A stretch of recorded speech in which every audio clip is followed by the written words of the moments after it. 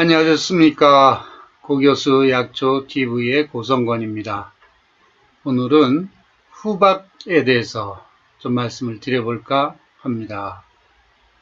왼쪽에 이 그림을 보면 사천성, 중국의 사천성에 가서 제가 찍은 사진인데요. 일반적으로 이런 것을 뭐 당후박나무라고 할 수도 있고요. 이것은 그냥 후박이죠, 후박. 물론 제주도에 있는 후박나무라고 하는 우리 한국어에서 후박나무는 마칠루스 툰베르기라고 해서 이 후박하고 당후박나무하고는 속이 다릅니다.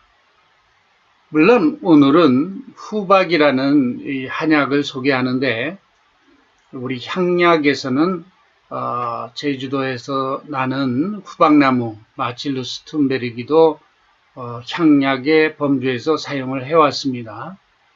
자, 여기 왼쪽에 있는 이 그림은 중국의 사천성에서 찍은 마그노리아 오피시날리스 후박이다 이렇게 얘기할 수 있고요.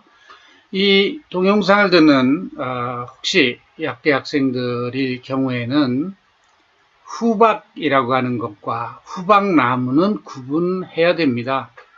자주 혼동할 가능성이 있어요. 그래서 어려우니까 그냥 라틴어 학명을 머릿속에 기억을 해두는 것이 더 좋고요. 그래서 우리가 생약학 책에서 후박이라고 하는 것은 그냥 이것이 당후박이다 이렇게 기억을 하는 게 좋겠고요. 자, 후박나무는 우리 향약으로 쓰었던 약입니다. 속이 좀 다릅니다. 마그노리아 속이 아니라 마칠루스 속입니다. 참 어려운 얘기부터 제가 시작을 했습니다.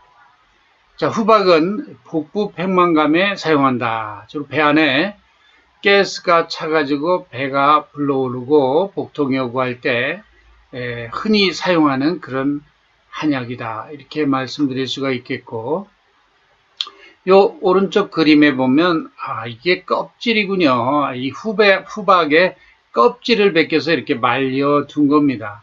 이것도 사천성에서 제가 사진을 찍었던 건데요.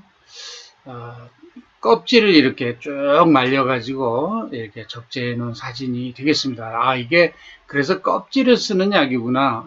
코르텍스 생약명이 마그노리아의 코르텍스, 이 껍질을 쓴다는 뜻이 되겠습니다. 기원식물, 자, 한번 다시 보겠습니다. 마그노리아 오보바타라는 식물이 먼저 등장을 하는데요.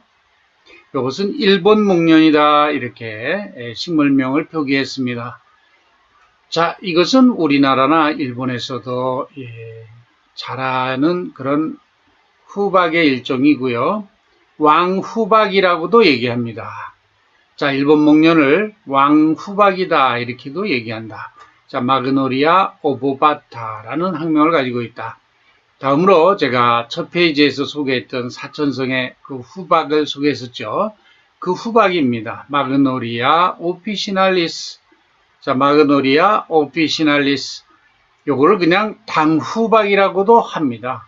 뭐 중국의 후박이다 뭐 그런 뜻을 가지고 있을 수 있겠습니다.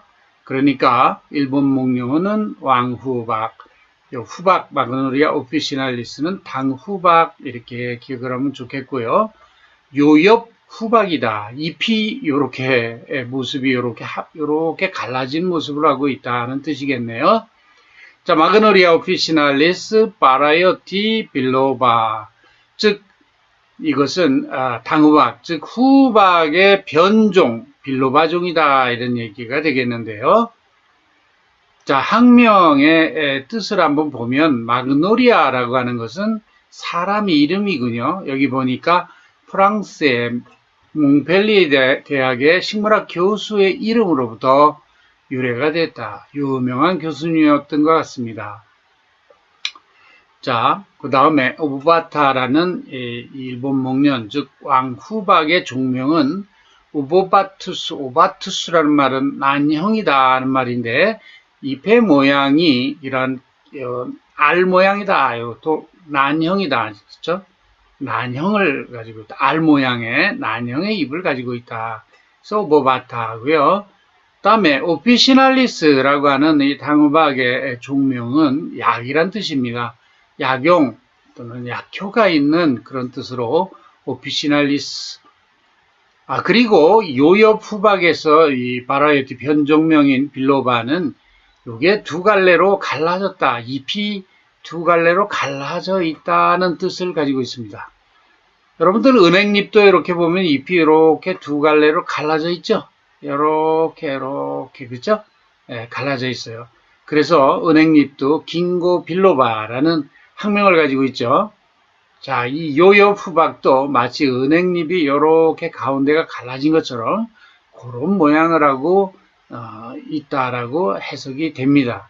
예, 그래서 빌로바 두 갈래로 갈라진 모습을 통해서 이런 변종명이 붙었다. 이렇게 소개할 수 있고, 이것은 전부 마그노리아 속에 속하는 후박입니다. 그런데 제가 서두에 말씀드린 것처럼 우리나라 자원식물이기도 한 한반도의 남부와 제주도 쪽에 주로 나는 후박나무라고 하는 식물이 있는데요. 이것은 여기서 말하는 후박과 후박나무를 제가 구분해야 된다라는 말씀 드렸고, 우리나라에 있는 후박나무는요, 이것처럼 목련과 식물이 아니고 마그노리아케아가 아니고 우리나라에 있는 후박나무는 농나무과에 속하면서 마칠루스 툰베르기, 즉 속도 마칠루스 속에 속합니다. 그러나 우리 민족은 과거로부터 우리 자원생약을 확보해가지고 향약으로, 대체약으로 사용을 했던 전통이 있고요. 그와 같은 관점에서도 이 마칠루스 툰베르기, 즉 후박나무도 후박으로 사용해 왔다. 그죠? 우리 자원식물을 예전부터 잘 활용했던 지혜로운 조상이다. 이렇게 기억을 할 수 있겠습니다. 늘 감사하게 생각을 합니다. 여러분들 향약이라 하면 세종대왕 때 향약 집성방이라고 하는 한의서 기억을 하실 겁니다. 그 이전에 고려 때에도 향약이라는 말을 사용한 그런 한의서들이 등장을 하죠. 자, 그래서 향약 하면은 우리만의 한약, 우리 자원식물을 활용한 한약, 이렇게 기억하시면 좋겠다. 이런 말씀을 드리겠습니다. 자, 한방 효능으로서의 후박을 한번 보겠습니다. 쓰고 맵고 따뜻한 성질이 있다라고 소개했습니다. 따뜻하다 그러면 이 매운맛이 더 강하다 이렇게 해석할 수도 있고요. 비위 폐 대장경으로 기경을 합니다. 비장과 위장은 오장육부 사이요, 폐와 대장은 오장육부 사이이죠. 그러니까 비와 폐로 기경한다 이렇게 보면 되겠습니다. 그러니까 이 후박은 비위에도 작용하고 폐 대장에도 작용한다.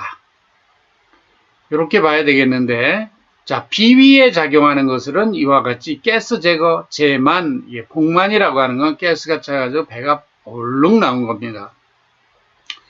이런 경우 제만 그러면 가스를 잘 제거하는 것인데, 자, 습을 잘 말려서 비위에 습사를 잘 말려서 가스를 잘 제거해 준다.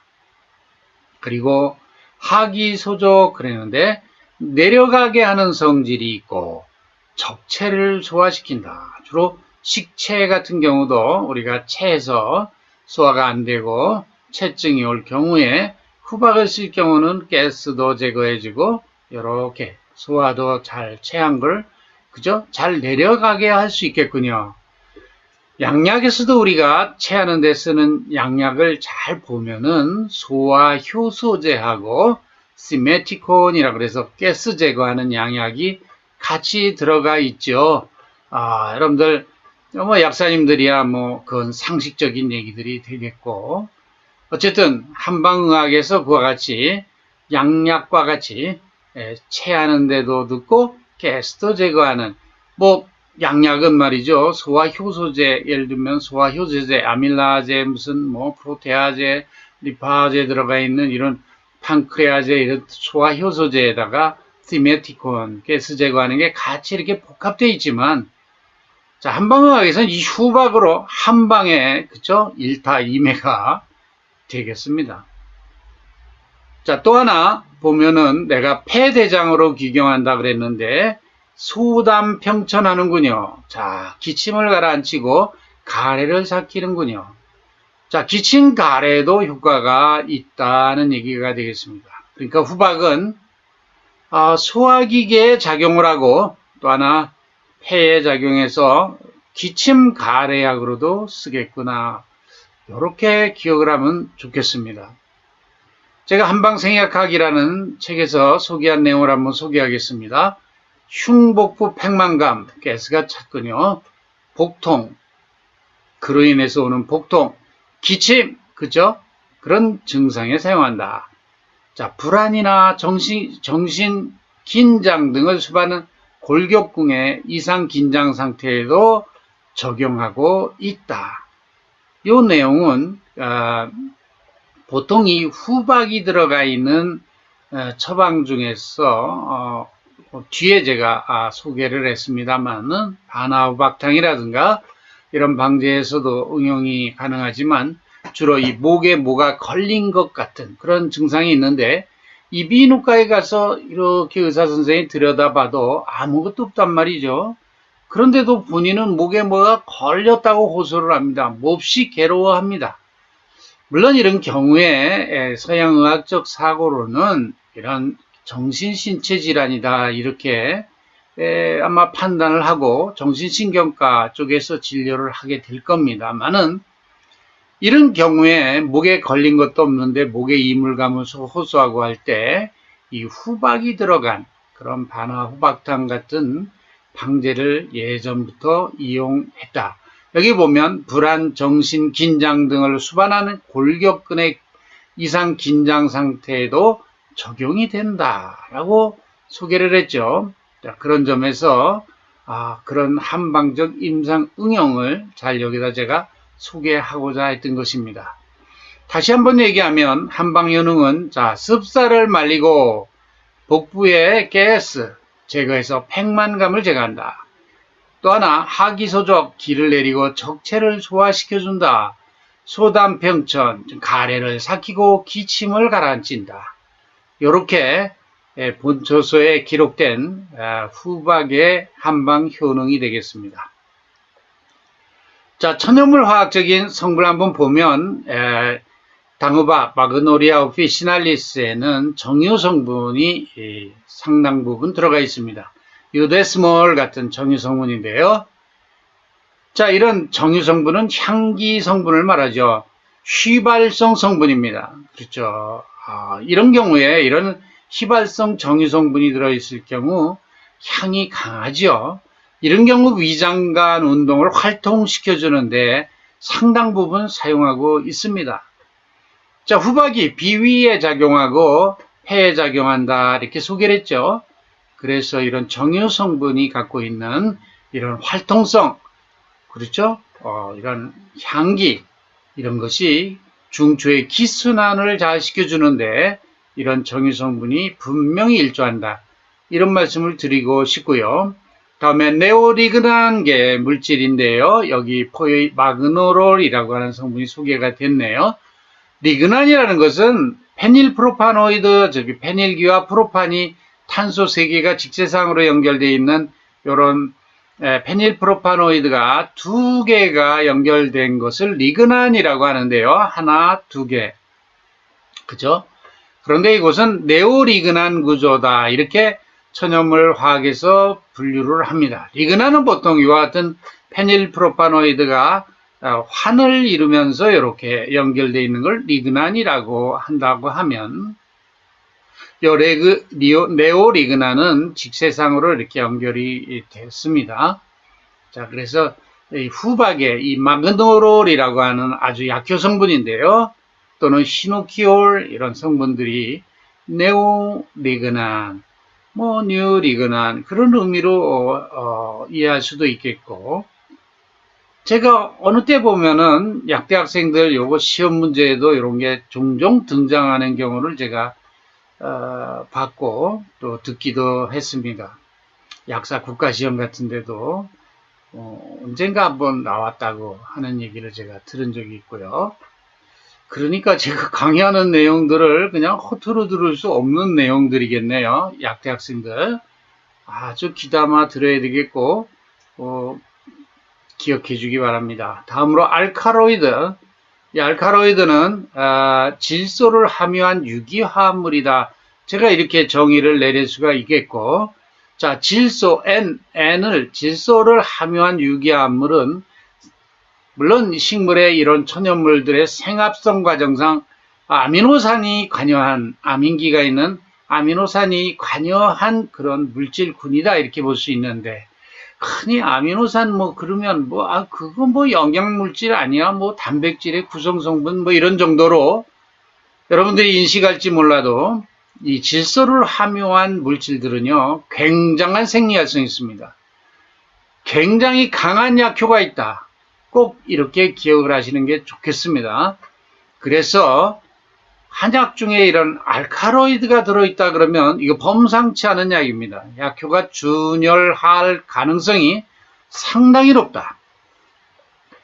이 천연물 중에서 양약으로 개발된 약들의 상당 부분이 이 알카로이드가 들어간 겁니다. 예를 들어서 동말풀이나 낭탄근, 미치광이 풀 같은 데에 들어있는 부교감 신경 차단 물질인 스코폴라민이라든가 시오시아민 같은 물질들이 최근에 다 양약으로 개발됐죠. 자, 이런 물질들이 다 알카로이드계 물질입니다. 양귀비의 몰핀 마찬가지고, 그럼 진통제로 개발이 많이 돼 있지 않습니까? 중증 환자들에 사용을 합니다만은, 단지 마약성이 문제가 된다고 하지만, 이와 같이 알카로이드계 물질들은 강한 효능이 있다, 생리활성이 있다. 그런 관점으로 여러분들이 천연물을 연구하고 또 공부하는 학생들은 이 알카로이드가 들어있는 생약이 신약 개발 후보군에 분명히 들어갈 수 있다는 점을 꼭 염두에 두고 공부를 하시면 좋을 것 같습니다. 자, 확인된 양리작용을 제가 좀 소개를 해보겠습니다. 근위환 작용이 있군요. 자, 근위환 작용이 있다 그러면 여기 보면 아세틸콜린에 의한 수축을 현저히 완화했다. 근육을 이완시키는 작용이 있군요.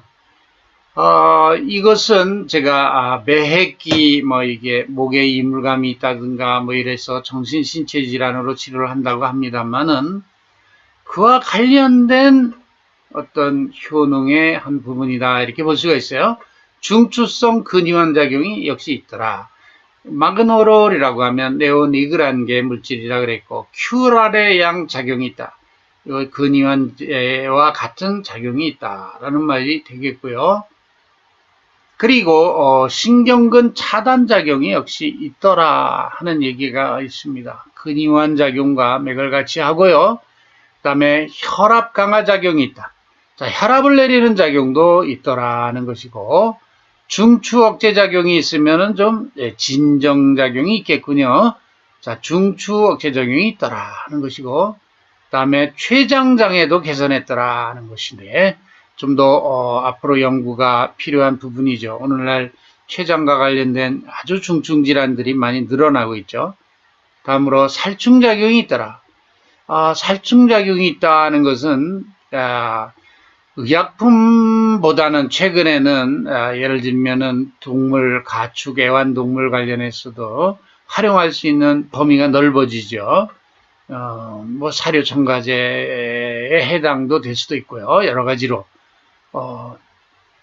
방충 또는 상황에 따라서는 식품 방부제로서의 개발 여러 가지 의미를 가지고 있다고 생각합니다. 그 다음에 살균 작용 역시 마찬가지입니다. 여기 보면 그람 양성균, 대장균, 정리균, 장티푸스균 상당히 범위가 넓게 이런 항균 효과가 소개가 되고 있습니다. 살충과 항균이 같이 된다. 상당히 의미가 있고 이런 작용들이 하는 것들이 제가 보면 이 알카로이드들이 갖고 있는 그런 강한 생리활성과 무관하지 않다. 이런 말씀을 드리고요. 척추반사 억제작용이 있더라. 그리고 방광암, 유방암에도 효과가 있더라. 히노키올 그러면 네오리그난계 물질이죠. 담낭암 억제작용이 있더라. 마그노롤 역시 네오리그난인데 상당히 그 치사율이 높은 암 중에 하나가 췌장암과 이 담낭암이죠. 최근에 점점 늘어나는 추세라고 들은 바가 있습니다. 이게 또 육식을 많이 하는 식문화하고도 관련이 있을 수 있습니다. 그런 점에서 이 네오리그난계 물질에 대한 집중적인 연구가 좀 더 필요하다 이런 생각이 듭니다. 그 다음에 댕구 바이러스 억제작용이 있더라. 네오리그난인데요. 자, 이 최근에 뉴스를 보면 댕구열 이렇게 확산 조짐이 있고 그것이 열대지방뿐만 아니라 이런 온대지방으로도 자꾸 지구 온난화와 관련해서 올라오는 걸로 보여집니다. 그런 점에서 살충작용 또 이런 댕구열 바이러스에 대한 억제작용 상당히 시사하는 바가 큰 생약이다 이렇게 말씀드릴 수가 있겠고 뇌허열 장애 이것은 뇌혈관의 일부 막히거나 폐색이 되거나 해서 일정 부분의 혈액순환이 안 됨으로 해서 뇌세포가 괴사되고 파괴되는 이런 뇌졸중과 관련된 이런 질환들을 개선하는 데 도움을 줄 수 있다는 걸 말씀하고 있고요. 그 다음에 아세틸콜린 에스테라제 억제작용이라 그러면 알츠하이머 질환의 어떤 예방작용에 선도물질로서의 가능성을 얘기하고 있습니다. 역시 키노키올 유도체가 되겠고요. 기억력 증진작용 역시 마찬가지입니다. 이런 부분도 네오리그난계 물질이 그런 효능이 있습니다. 이형당뇨 억제작용이 있더라. 항염작용 역시 있더라 하는 건데 자 후박은 여기서 보는 것처럼 다양한 효능이 있는데요. 근이환제 진정작용, 그렇죠. 그 다음에 살충살균작용, 그 다음에 항암작용, 그 다음에 바이러스, 항바이러스 작용, 뇌졸중 억제작용, 그 다음에 뇌의 알츠하이머나 치매에 대한 예방작용, 또 당뇨까지 아주 상당한 분야의 부분의 어떤 효능을 보여주고 있습니다. 마지막으로 반화우박탕 방제 좀 소개하겠습니다.